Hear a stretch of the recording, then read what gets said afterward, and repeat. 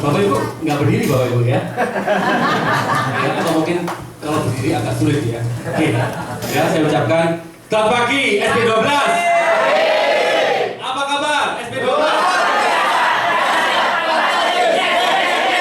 Oke, tepuk tangan yang meriah Bapak Ibu sekalian.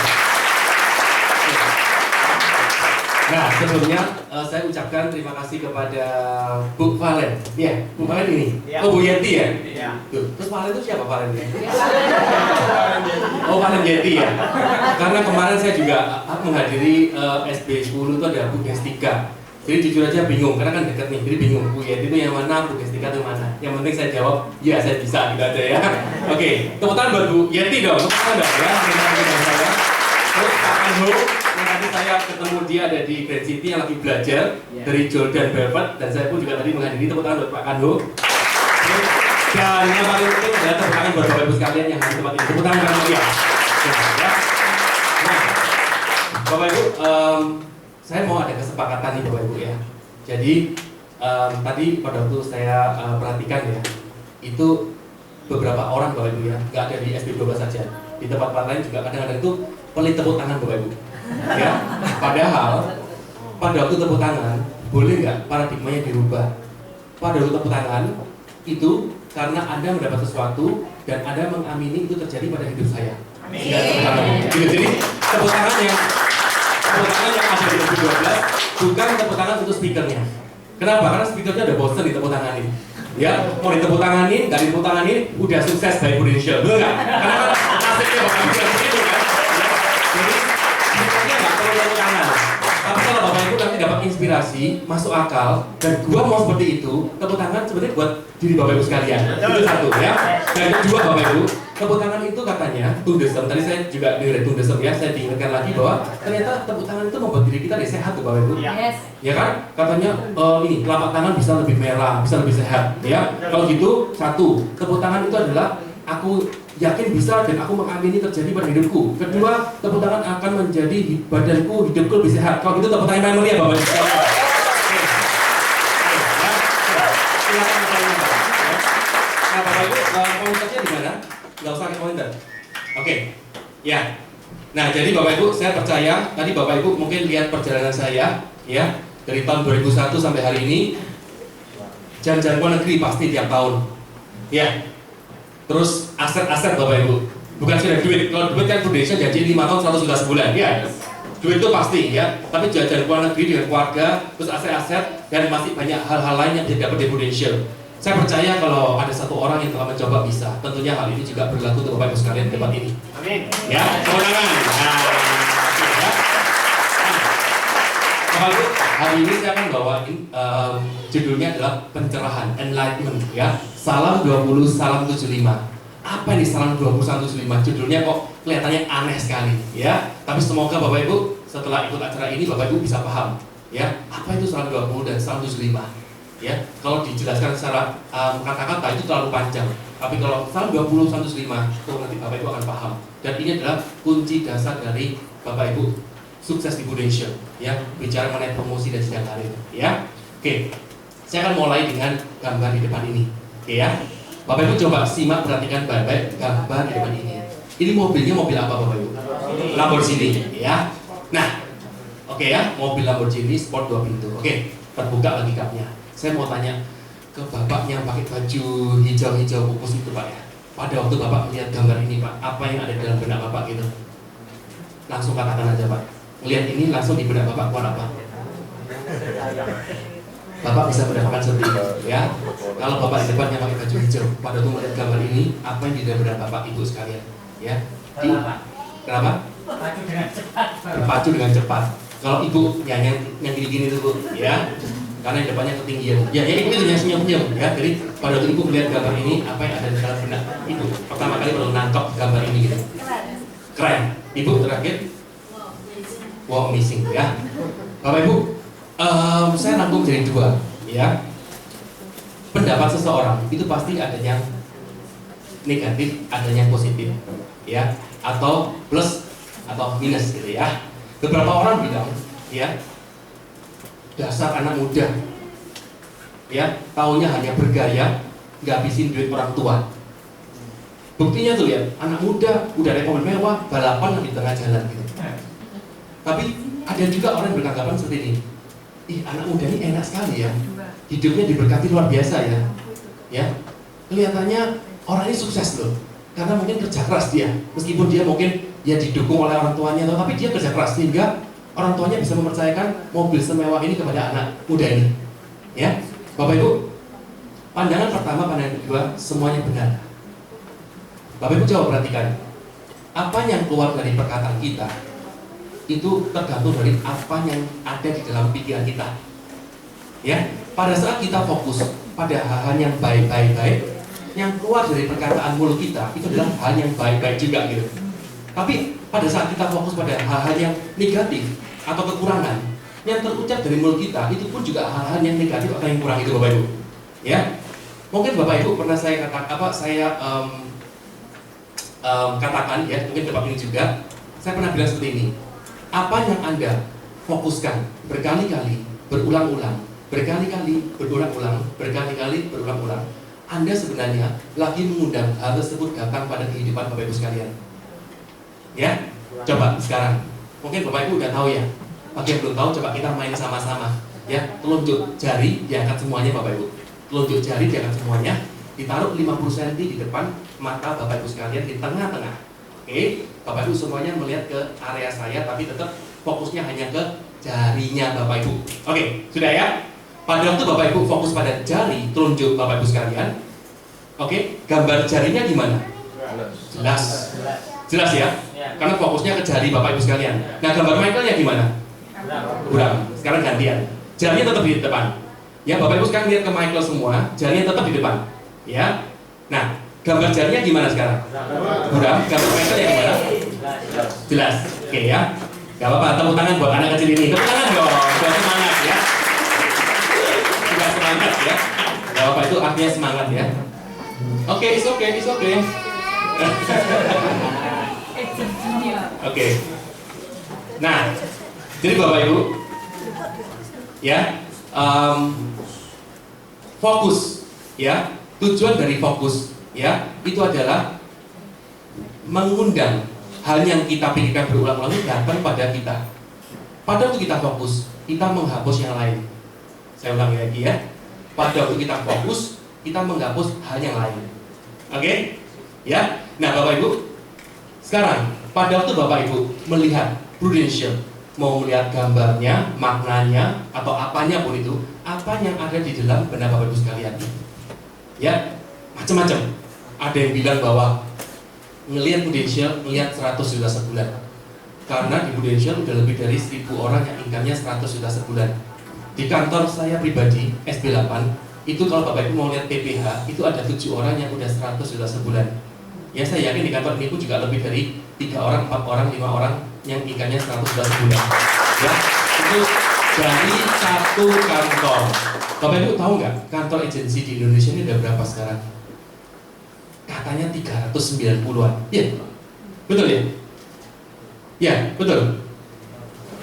Di kick off itu Bapak Ibu, coba perhatikan 394, 396 dan itu akan terus bertambah. Surabaya aja ada 26 sekarang ya. Yang terakhir itu adalah Pak Haryono. Bayangin, kalau di satu kantor ada yang kantor umumnya 5, tapi kalau di kantor Jakarta, satu kantor ada 50 orang. Ya kalau 1000 orang yang ikannya 100 juta sebulan itu masuk akal nggak Bapak Ibu? Masuk akal ya, oke. Jadi ada yang melihat Prudential ini lihat langsung 100 juta sebulan.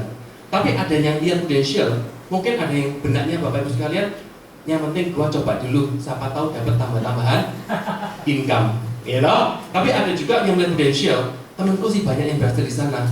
Gak usah muluk-muluk, dapat 2 juta, dapat 3 juta sebulan, udah cukup bagi saya, ya. Nah, Bapak Ibu, fokus Anda di mana? Itu yang Anda sebenarnya undang datang kepada kehidupan Bapak Ibu sekalian, gitu ya, ya.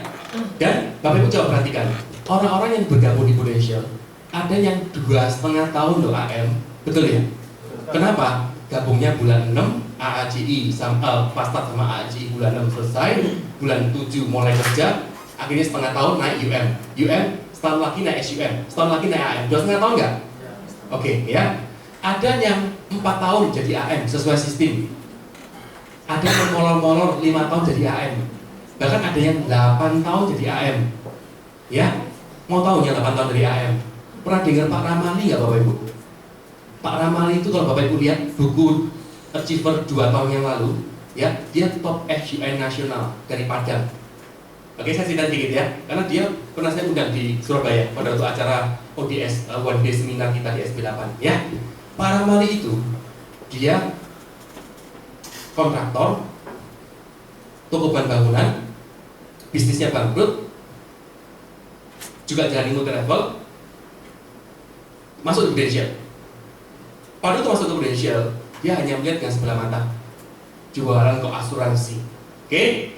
Tapi pada saat melihat dengan sebelah mata, dia tetap merekrut karena dasarnya orang multi level, dia merekrut kurang lebih 40 teman-teman. Aku ngomong agen lah ya, teman-teman gitu ya. Ya. Nah, pada waktu 40 teman-teman ini, dia nggak serius. Dia fokusnya tetap di multi levelnya, di pekerjaan yang sebelumnya, melihat dengan sebelah mata tadi. Oke ya? Nah, suatu ketika tahun berikutnya dia ini menghilang kelihatannya dari Prudential. Tapi yang dari 40, 2 orang jadi UM. Oke? Tahun berikutnya dia menghilang, tapi dari 2 ini naik jadi SUM. Dari tahun ketiga, tahun keempat, 2 orang ini AM dan dia baru klik, akhirnya dia baru naik jadi UM. Jadi 8 tahun, 4 tahun ditinggalkan, 4 tahun jadi AM, jadi 8 tahun kurang lebih. Tapi yang penting nasibnya, endingnya juga AM, ya Bapak Ibu. Jadi hari ini saya mau bicara yang simple-simple, yang enak didengar telinga, ya Bapak Ibu. Kunci sukses salah satu di Prudential itu adalah bertahan. Ya, ada hambatan, ada halangan apapun itu Bapak Ibu yang datang pada Bapak Ibu sekalian, datang dengan semangat, pulang ada masalah keluarga yang harus terpaksa mau nggak mau harus fokus ke keluarga, kan juga nggak bisa toh, ya kan? Tambah stres kalau kita paksakan. Yang paling penting bertahan aja di Prudential.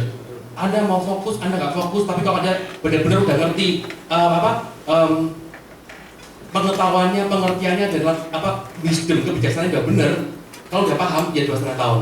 Tapi kalau nggak paham, berusaha bertahan loh.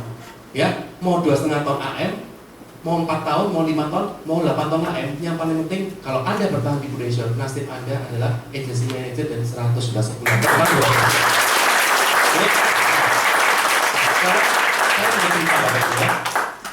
Ceritanya seperti ini Bapak Ibu.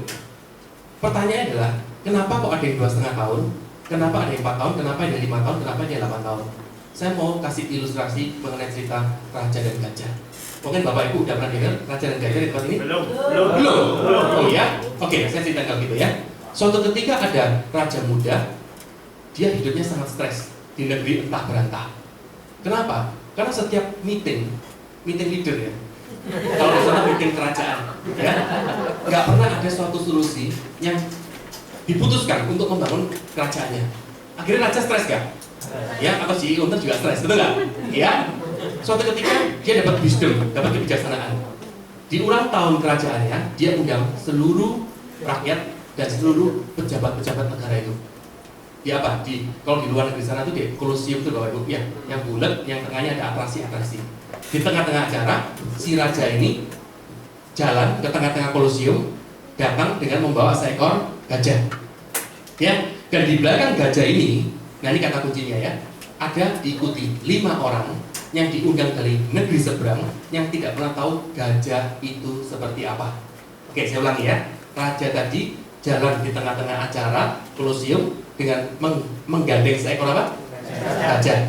Raja menggandeng seekor gajah. Di belakang gajah ada 5 orang buta yang diundang dari negeri seberang yang tidak pernah tahu gajah itu seperti apa karena di negerinya nggak ada gajah.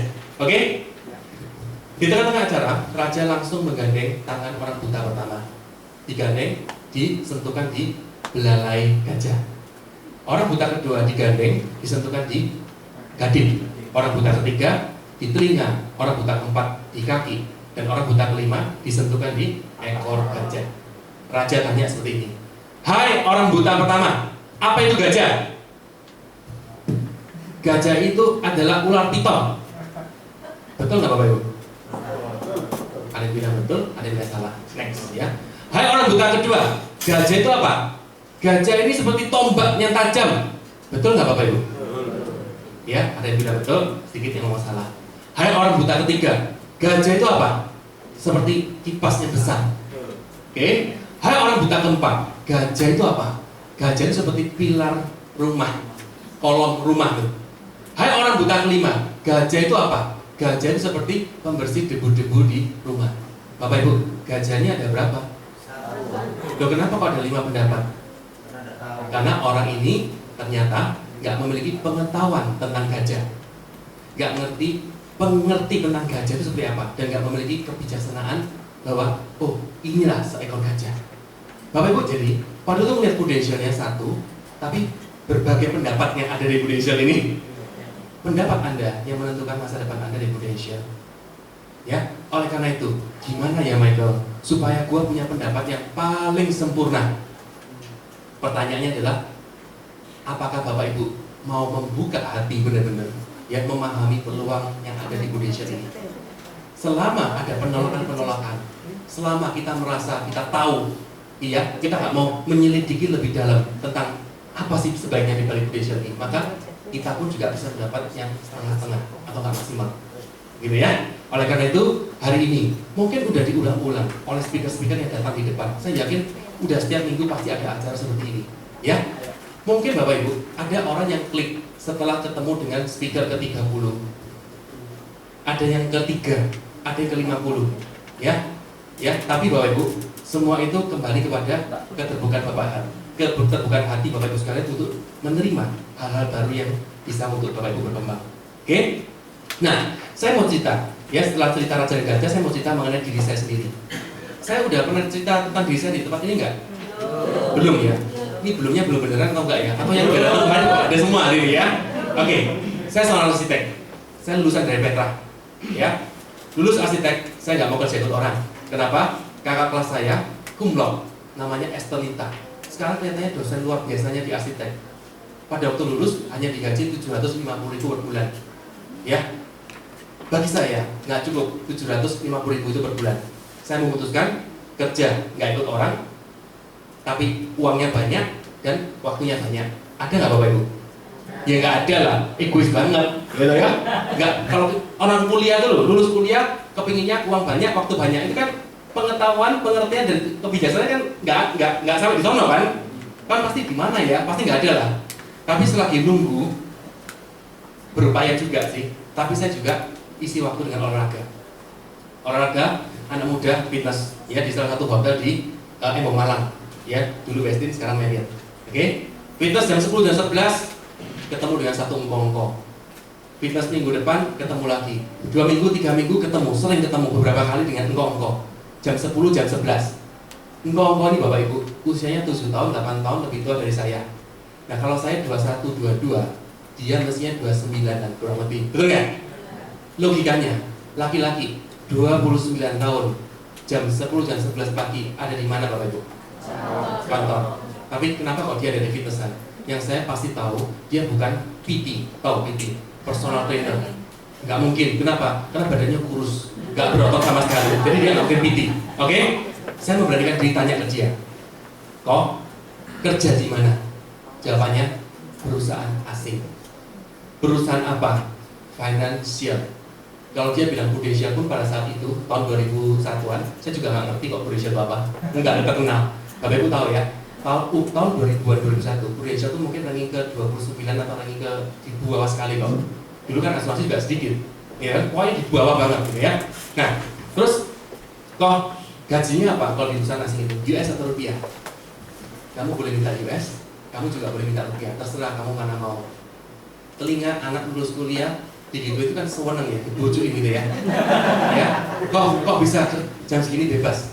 Terserah kamu, yang penting mencapai target. Ya, Bapak Ibu, kata-katanya semua dikeluarkan tertata dengan baik dan sangat indah di telinga. Akhirnya apa? Saya kepingin tahu apa itu. Dulu satu kantor se-Surabaya ini, ya, kantor di Surabaya hanya ada satu loh Bapak Ibu. Hari ini ada 26 plus SO di BRI itu ya, ada 27. Tapi dulu hanya ada satu kantor. SO-nya di bawah, ruko kantor agensinya dari atas lantai 2 dan lantai 3. Dan itu di SB 4 tuh, di Bintaro tuh. Sinar Bintaro tuh, ya. Nah, pada itu saya diundang di sana, ya, hari Sabtu. Saya lupa mau BOP mau apa saya nggak ngerti. Yang penting ada keluar kata-kata bagi saya bahasa planet. Saya nggak tahu sama sekali kata-kata arti kata-kata itu. Pertama, ada kata-kata premi. Di arsitek jelas nggak ada kata-kata premi. Ya. Kedua, kata-kata BEP. Apalagi BEP. BEP itu break even point. Nabung. Nanti tahun ke-10 duitnya kembali plus bunga. Itu BEP. Saya nggak ngerti. Dan terakhir, kata-kata prospek. Di arsitek nggak mungkin ada kata-kata prospek. Nanti kan prospek ini nggak mungkin. Ya. Saya tanya ke sebelah saya, ya, Pak Iwan Muktiali, yang hari ini pun juga AM. Pak, apa itu prospek? Prospek itu nemuin orang untuk nawari sesuatu. Oh, itu yang namanya prospek. Bapak Ibu coba perhatikan.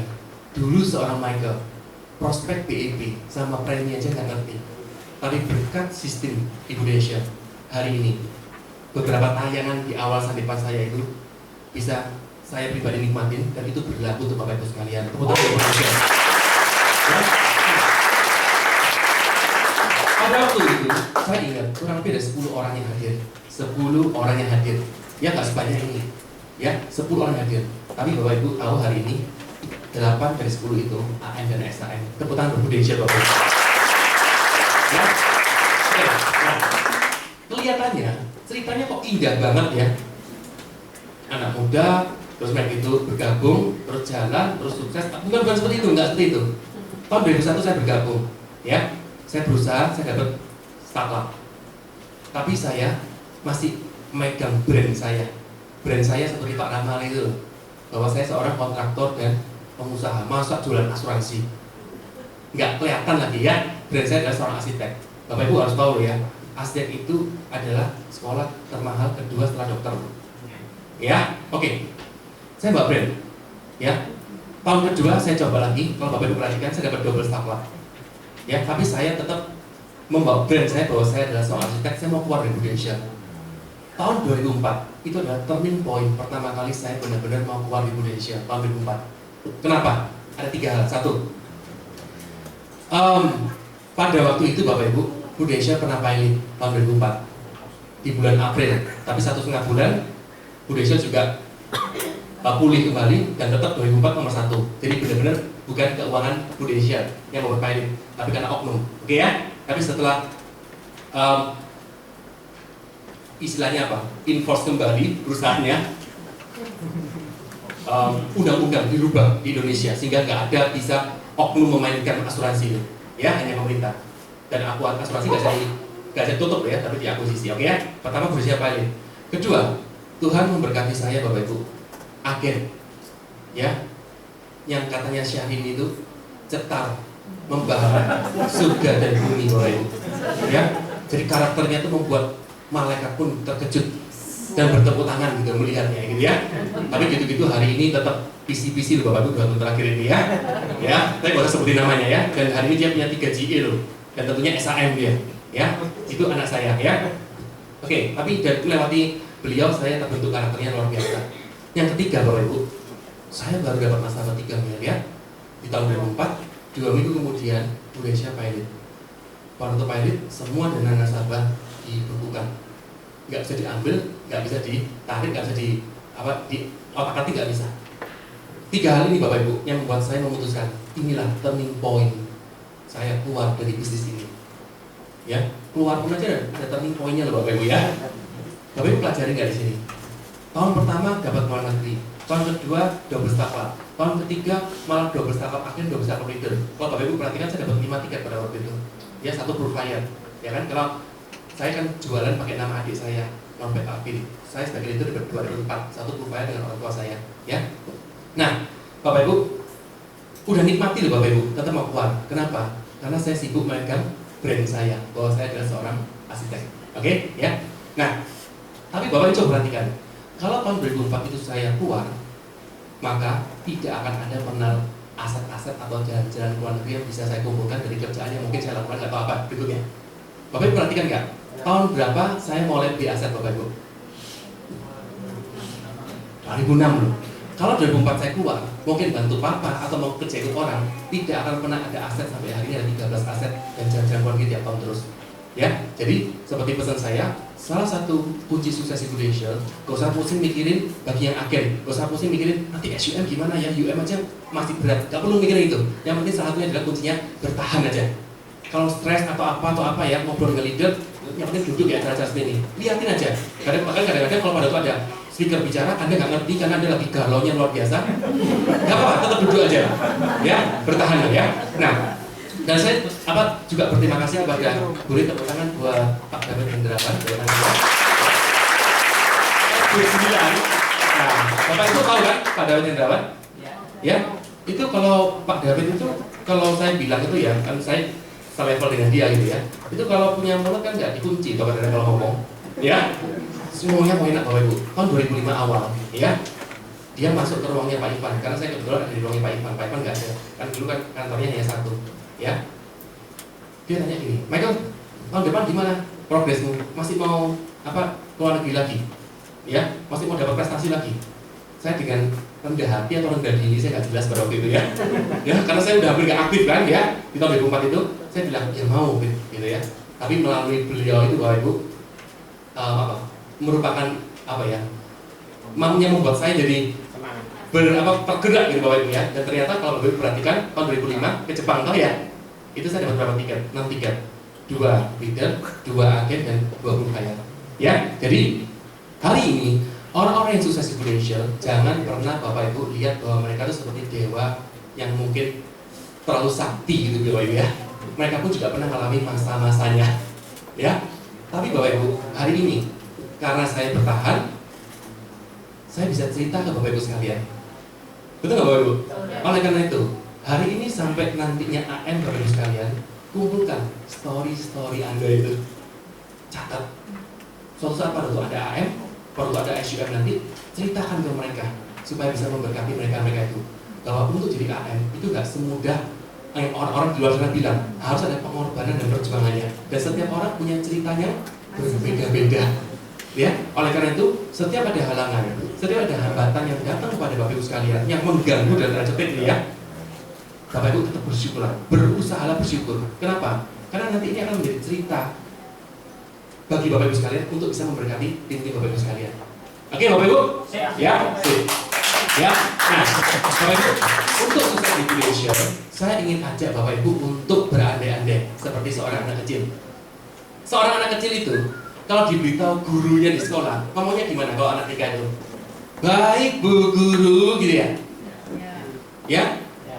Nanti pulang segera pulang ya, ketemu dengan papa mama ya. Baik Bu, besok datang pagi jam 7 pagi ya, bawa ini ya. Baik Bu, gitu. Baik Bu, gak ada yang ngomong menolak itu sama sekali, gak ada. Ya? Saya ingin Bapak Ibu hari ini bukan fisiknya ya, tapi cara pandangnya. Saya ajak untuk jadi seperti anak kecil. Anak kecil itu Bapak Ibu, melihat semuanya itu katanya mungkin. Mau bukti, tanyain anaknya masih kecil 5 tahun, cita-citanya apa? Kalau udah masuk ke playgroup atau masuk STK loh ya, pasti ngomongnya kan mau dokter, insinyur, atau apapun gitu kan. Cita-citanya padahal bisa nggak dia? Nggak ngerti mungkin arti kata dokter, tapi karena diberitahu bagus gini, akhirnya ya diulang-ulang terus-menerus gitu ya. Nah sekarang Bapak Ibu, coba Bapak Ibu lihat ada gambar di film, di depan ini bisa diklik gambarnya ya. Oh sorry, diklik. Tadi ini mungkin ngambilnya dari luar ya, jadi nggak nyambung. Kalau gitu coba ambil materi dari yang itu aja, dari aslinya aja Pak. Ambil materi dari aslinya. Bukan, di sini. Ini coba diklik. Yes, dari sini. Ini mana, ini pointer mana ya? Yang tengah. Oh tengah, ini diklik. Oke. Nah, ini diklik tadi ini ya. Oke, kalau gitu keluar aja. Nah ini ya. Oke, ini ada suaranya. Bapak Ibu bisa lihat ya. Pikirkan pada waktu Anda masih kecil, Anda menganggap bahwa semuanya sangat mungkin. Pada saat Anda ingin jadi Superman, Anda tinggal ambil anduk, Anda ambil selimut, Anda pakai, dan Anda mengatakan, aku Superman. Pada saat Anda melihat sapu ibu Anda mengendarainya, dan Anda mengatakan, hore, aku seperti nenek sihir. Pada saat Anda ingin memanjat pohon, dan Anda tahu mungkin jatuh, tapi Anda begitu saja mudah untuk memanjat pohon. Anda punya ide-ide dan Anda membuatnya terjadi. Kenapa? Karena Anda percaya. Tetapi pada saat Anda beranjak dewasa, semuanya kelihatannya berbeda, Bapak Ibu. Pada saat Anda gagal di sekolah Anda berpikir bahwa aku kelihatannya tidak akan pernah bisa. Pada saat Anda mulai ingin berhubungan lebih lanjut dengan pasangan Anda berpikir bahwa kelihatannya ini bukan waktu yang tepat. Pada saat Anda ingin memulai bisnis, Anda berpikir mungkin tidak akan mudah. Pada saat Anda sudah di dalam bisnis, banyak orang mengatakan, jangan ambil resiko. Dan Anda pada saat memiliki ide-ide yang brilian, Anda dapat menciptakan pekerjaan di bangsa ini, menyiapkan kehidupan yang lebih baik untuk banyak orang, dan dapat membuat bangsa ini bangga, Bapak Ibu. Anda dapat membantu pertumbuhan bangsa ini, dan Anda dapat menciptakan kehidupan yang lebih baik, dunia yang lebih baik. Tapi Anda mengatakan, aku gak yakin. Anda sebenarnya tetap kreatif, tapi Anda lebih banyak berdiam diri. Beberapa tahun sebelumnya, Anda mendengar seseorang yang punya ide seperti Anda. Apa yang membuat dia berbeda dengan Anda? Action. Dia akhirnya menjadi orang yang sukses pada tahun tersebut. Temannya ini, action dia, memenangkan dia, membuat dia berprestasi.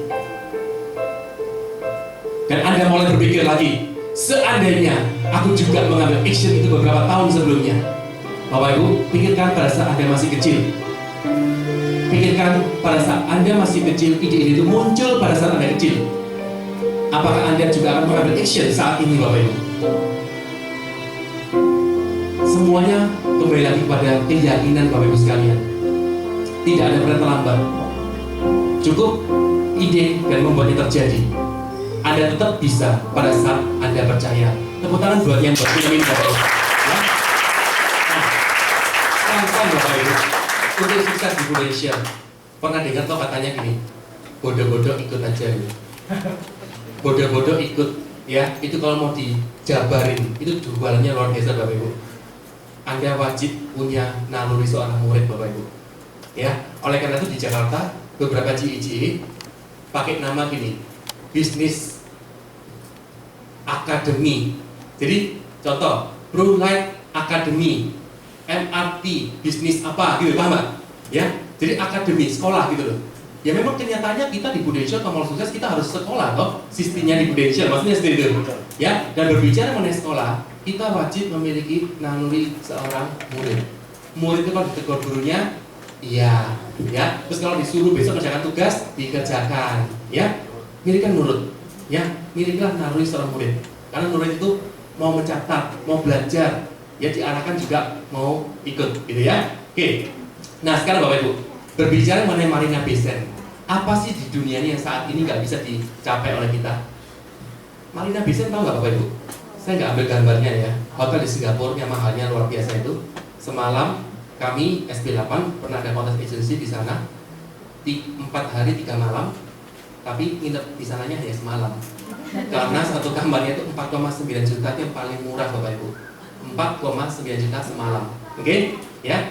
Nah, Marina Bay Sands itu yang atasnya gedung 3 tower itu yang ada kolamnya tuh Bapak Ibu. Yang kolamnya kalau renang itu seolah kayak jatuh ke bawah itu loh, kayak seperti itu ya. Nah, berbicara Marina Bay Sands Bapak Ibu, ada keajaiban lagi yang lebih luar biasa. Marina Bay Sands ini lewat, yaitu Bapak Ibu pernah dengar nggak? The Oasis of the Sea. Ya, jadi kehidupan di tengah laut gitu ya. Ya, The Oasis itu kan ada suatu kehidupan di padang gurun di tengah-tengah itu loh. Tapi suatu tempat yang kecil ada kehidupan. Tapi ini yang di tengah laut gitu ya.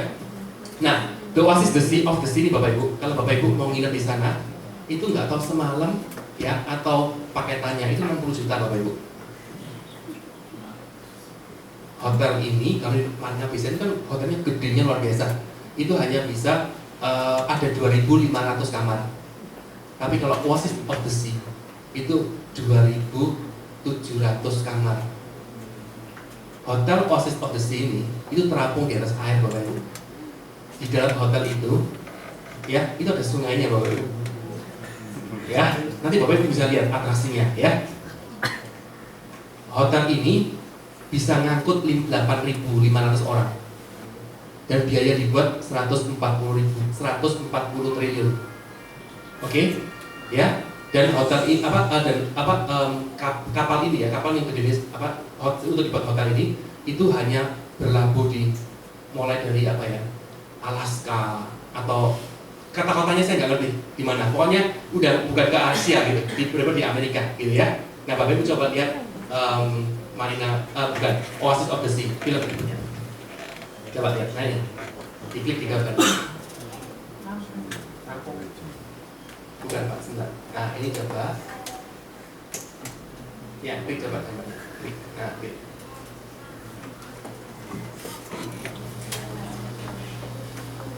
Klik lagi.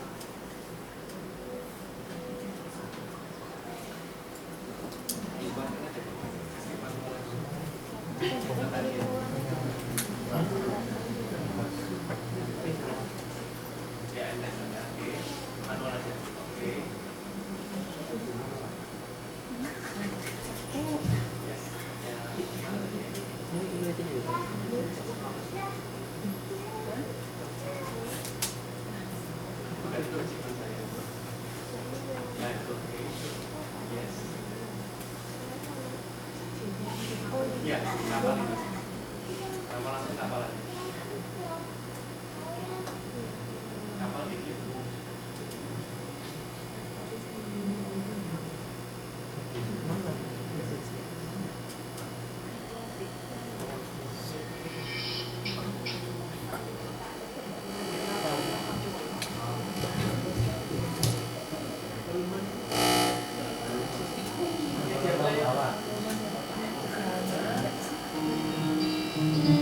Apa yang di benak Anda ketika mendengar kota apung?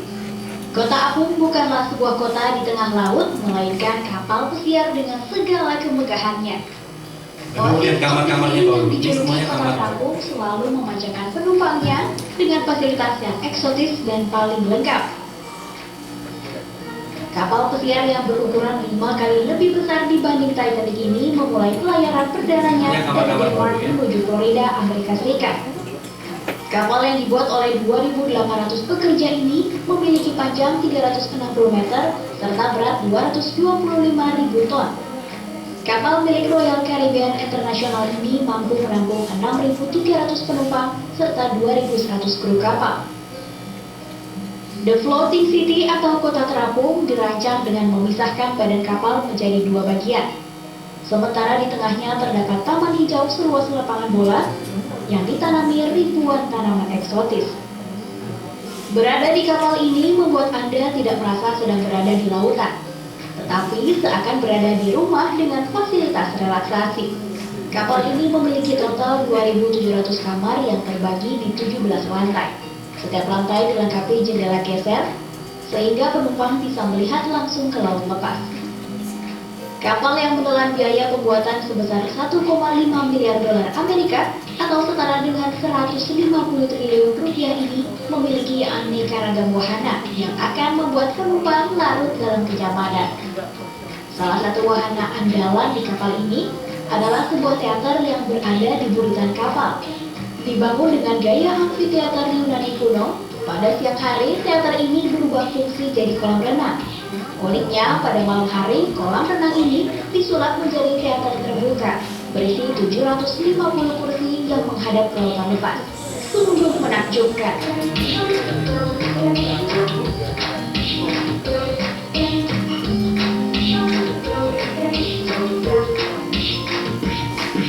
Tak hanya itu saja, gelagan es, lapangan golf, puluhan toko, dan restoran menyempurnakan fasilitas di kapal raksasa ini. Nah, yang paling difavoritkan pengunjung adalah The Rising Tide Bar. Bar ini bisa bergerak dari satu lantai ke lantai yang lain, sehingga pengunjung akan mendapatkan pengalaman yang berbeda. Bagi Anda yang ingin merasakan nikmatnya berlayar bersama kapal pesiar di liburan akhir tahun ini, Anda harus merogoh kocek sebesar 5.000 dolar Amerika atau senilai 60 juta rupiah. Selamat berlibur.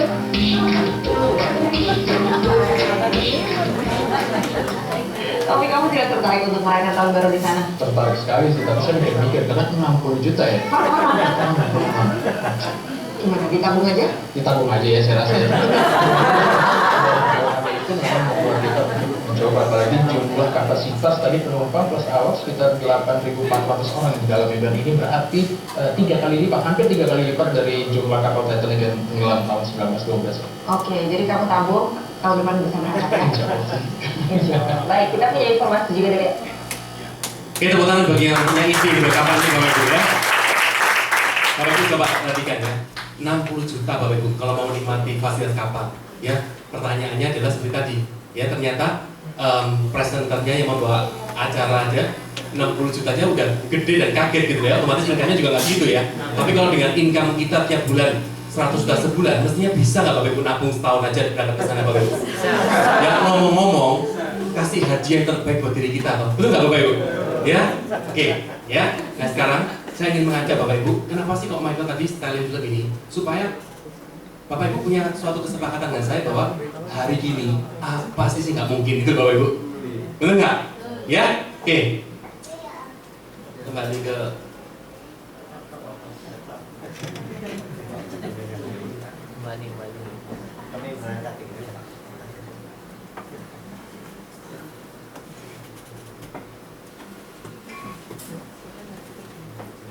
seperti tadi aja, kembalikan ke awal. Itu aja.